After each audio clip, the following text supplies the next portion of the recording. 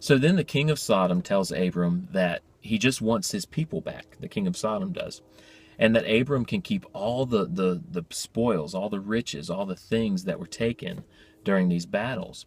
And Abram tells him that I'm not going to take your stuff. I'm just going to, just let the payment be what my men ate, by getting all the stuff back. And he said, the reason why is because I don't want it to be said that you made me great and you made me rich. Because he wanted to have faith in God and he wanted it to be done God's way. And I think that's really good. And it just reminds me of so many different things in the Bible where a person achieved what God wanted them to achieve by God's strength. I think of Paul. Paul tells us that he didn't learn from the other apostles. God showed him the gospel, the clarity that we get in Paul's writings of the gospel. God showed it to Paul directly. It's amazing that Paul was the one that went to the Gentiles. He was a Pharisee. He was the Pharisee of Pharisees. The most logical thing that he would go and he would be the one to preach the gospel to the Jews. But no, he went to the Gentiles.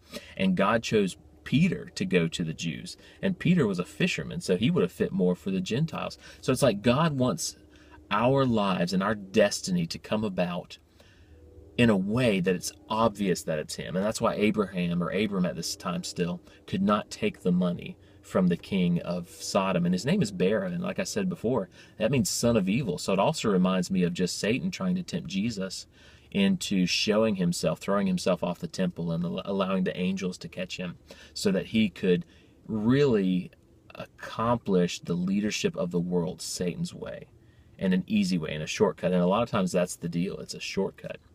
For me, with teaching, I decided not to go to seminary.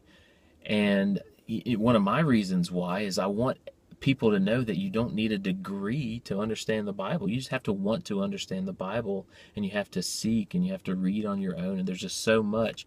I didn't want people to have an excuse to not learn themselves. And so I just think it's important for us. And so be very mindful of that as you realize what God wants for you, that there's going to be temptations of shortcuts and things that you should not take.